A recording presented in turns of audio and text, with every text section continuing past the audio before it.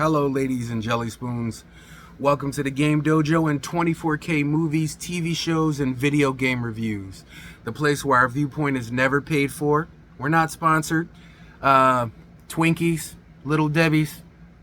Talking about you guys out there. Pepsi, I see you in the back. You want to sponsor a brother? Hit me up. Let me know. I'll drink Pepsi, I'll drink Twinkies. I will eat Twinkies on camera. I will take the sponsorship for you guys. You ain't gonna make me change my thoughts. You ain't gonna make me believe Mario Brothers is a good movie when I said it wasn't. Not gonna do that. Anyway, ladies and jelly boons, for the next half, I want you to sit back and relax with your favorite bag of snacks and get ready for these tracks. Because I'm the Game Ninja, this is what I do, and this is 24K. Now, if you could not tell, the intro of this video was none other than The Cosby Show. One of my favorite TV series growing up.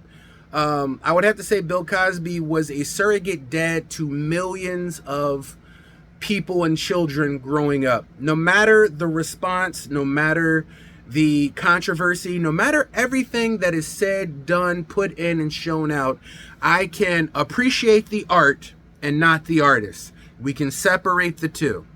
Having said that, it makes this review a little sad because today we were met with sad news that Malcolm Jamal Warner has passed away. Theo Huxtible, if you did not know him, was the eldest son of Claire and Cliff Huxtable, Bill Cosby and Felicia Rashad. Malcolm Jamal Warner was such an intricate role in The Cosby Show that Malcolm went on to do many things. One of the greatest shows that I watched after The Cosby Show was, I think it was Eddie and Malcolm. Eddie Griffin and Malcolm Jamal Warner made a show together, Eddie and Malcolm. I have the entire series of that as well. Absolutely funny show, an amazing show. Theo was an intricate point in The Cosby Show because he bridged the gap between what it was like growing up as a young urban male, but at the same token dealing with real life struggles with a father that had come up through a civil rights era and made it to being a doctor. They had a brownstone.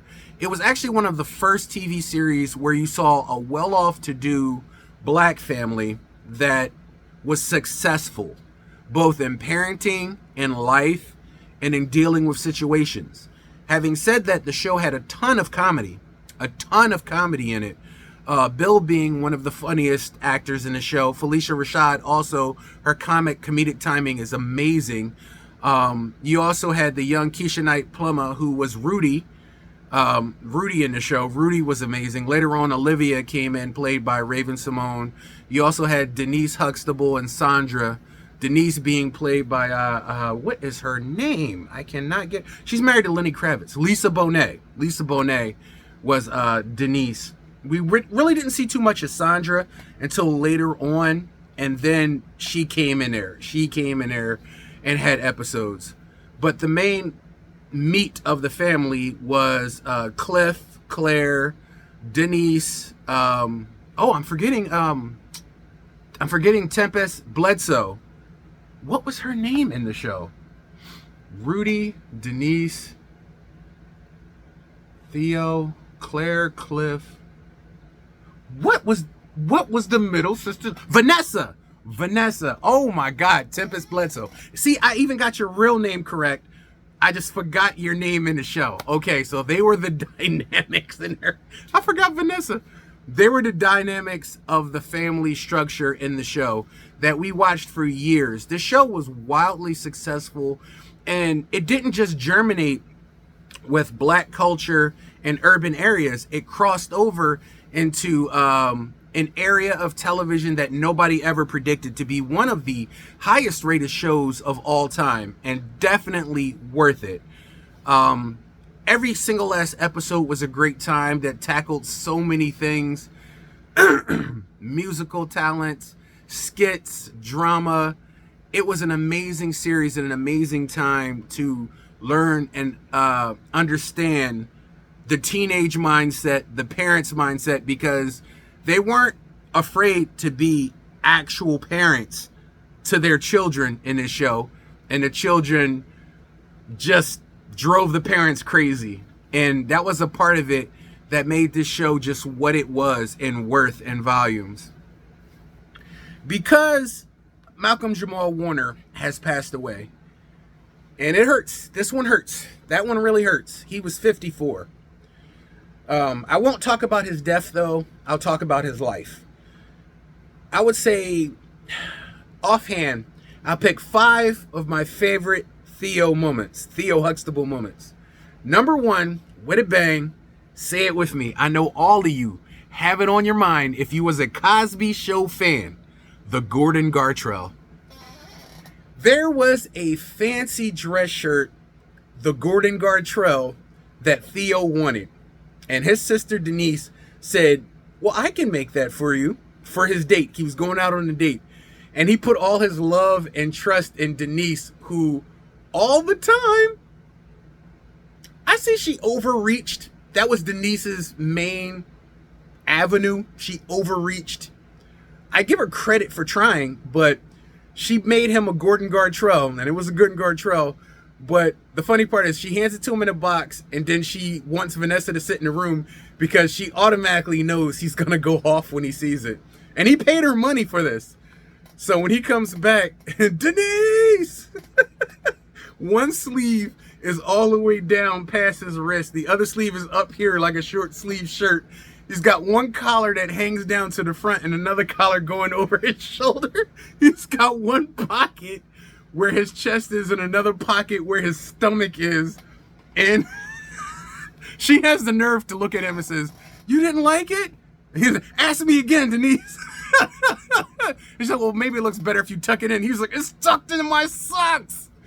That was one of the funniest moments growing up. And just recently, somebody on a red carpet or at an event, I think it was an event or a TV show, somebody donned an actual Gordon Gartrell that he wore in the show. They had it remade and wore it on the show. That's how much of a moment that Gordon Gartrell was. And if you watch the show, you instantly know that. Another one of my favorite moments is when Theo was getting snowballed with his friend Cockroach.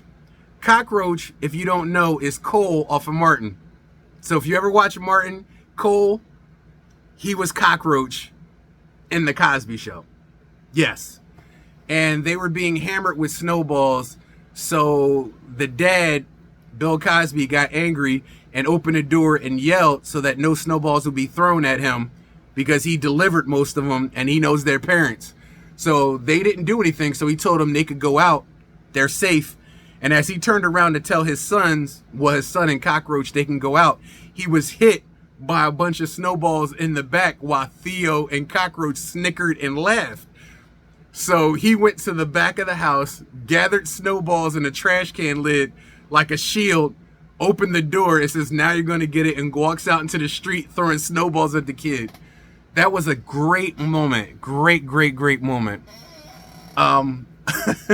Another great Theo moment I could say is when he was failing in school and they learned that he was dyslexic and what dyslexia meant. I actually liked that because it changed the ideals that people can have learning disabilities, but they can still achieve things in spite of it. I did like that aspect of the show because he was wondering why he was always failing and why he couldn't get good grades. And his dad yelled at him for not getting good grades, but he also knew when he sat down and studied with him, there's no way he should be failing. So to actually find out and learn that he had a disease that, a learning disorder that stifled him and he had to take in information another way was my opening to people receiving information a wrong way, not by their own design, but by a disorder that they may have in them. And it's insane how many people suffer from dyslexia. But once again, it's one of the topics that I learned on the Cosby Show that I was introduced to, especially being due Theo, because the girls were always straight A's, except for Vanessa going out and partying crazy and stuffing her bra with toilet paper. But that was on so many other TV shows. But the Cosbys did it first. Sorry. Cosby Show did it first. And some would say did it best. Another one of my favorite Theo moments is he was a hunger machine. He would always come in and eat everything out the refrigerator. And I remember there was a episode where Cliff, had his special sandwich that he made, and it was a hoagie, and everything was prepared for him. And I forget what problem it was that he wanted to talk to Theo about. I think Theo came home from college or school or something. It was in a later episode. And he went in, and then he came into the kitchen and found Theo eating his sandwich, and he was just staring at him. He just had this look. It's funny how Bill Cosby could relay an entire conversation written on his face without saying a word. He did it so many times where he pervaded an entire conversation without even opening his mouth. And that was awesome. That was awesome.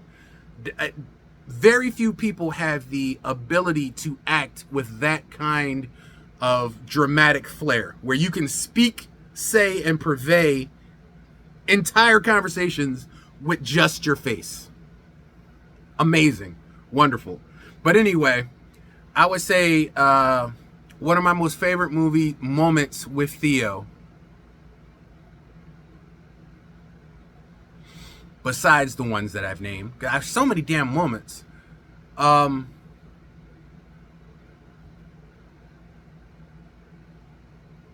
Got it. Oh my God, I had to pick this one in my head.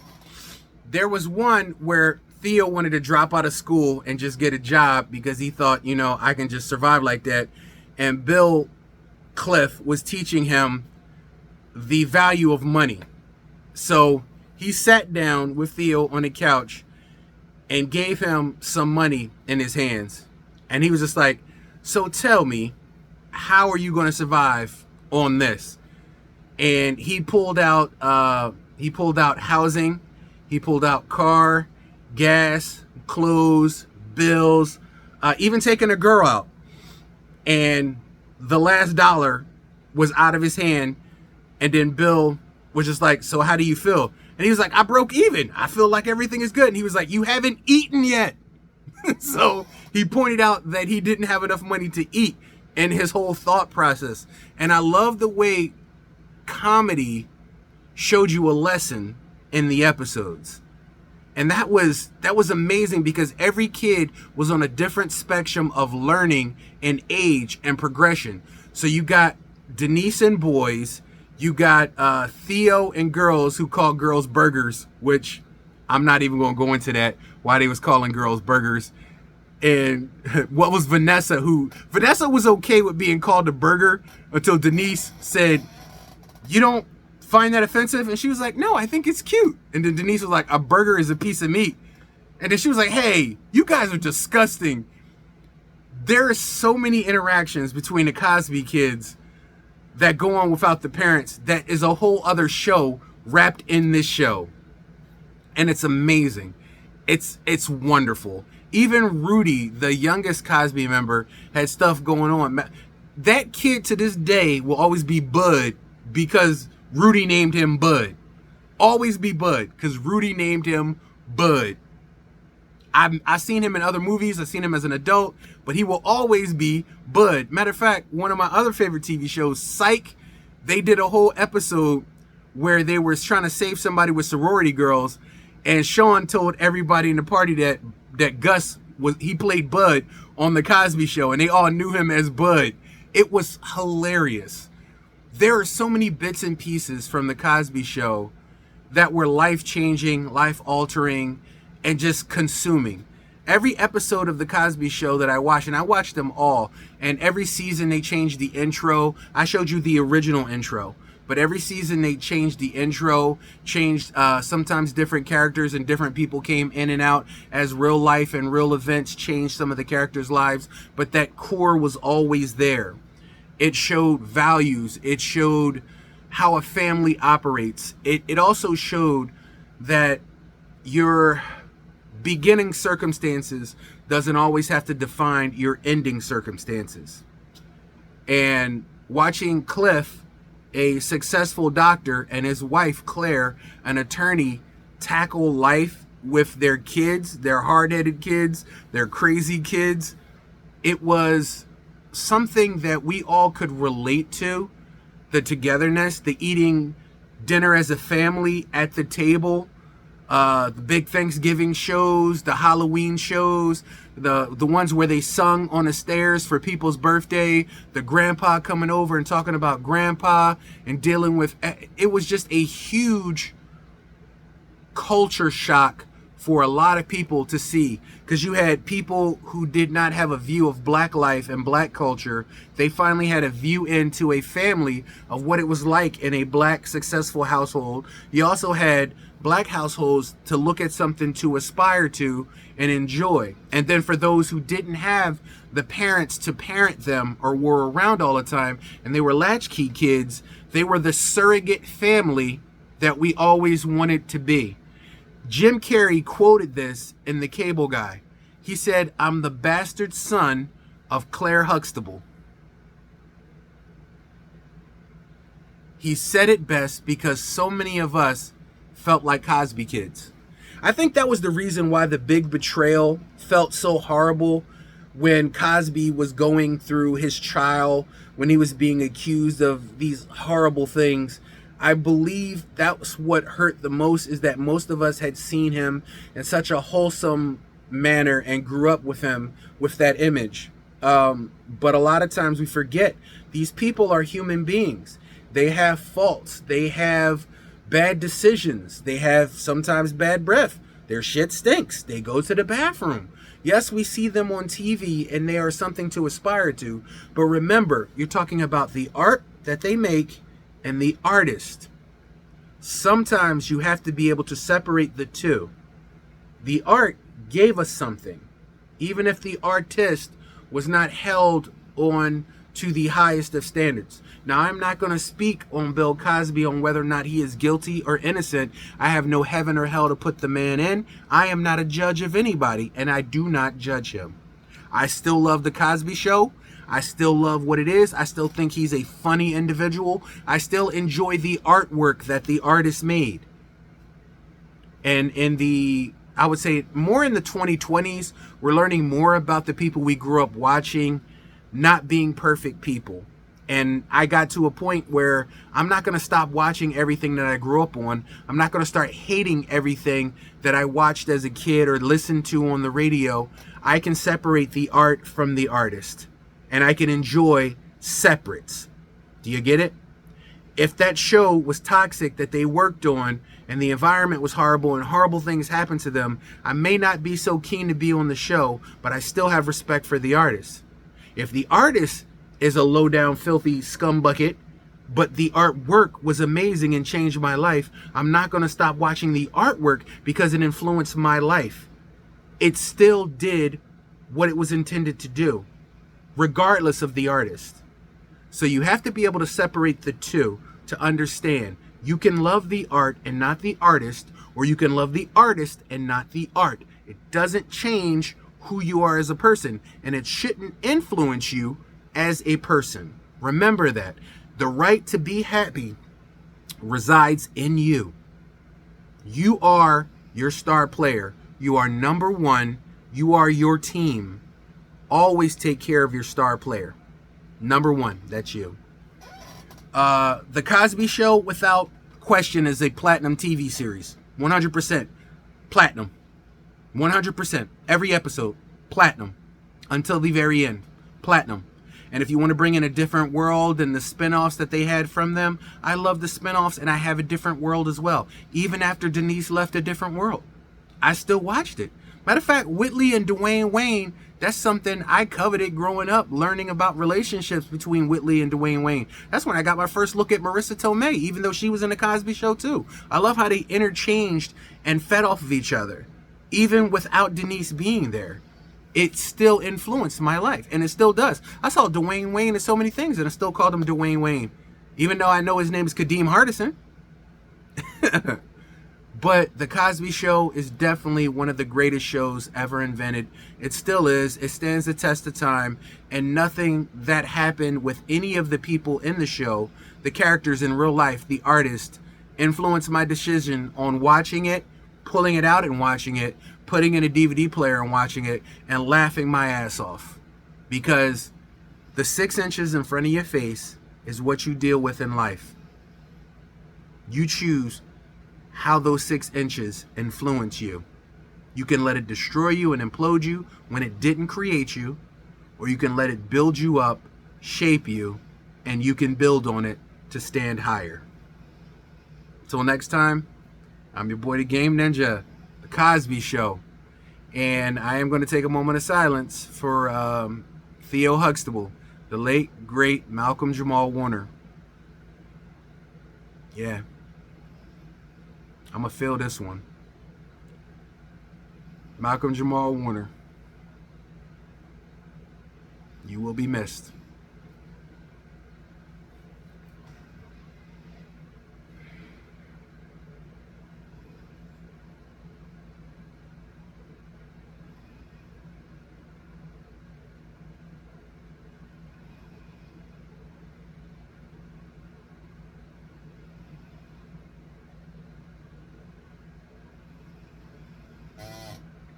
All right, ladies and jelly spoons, I'll check you out next time.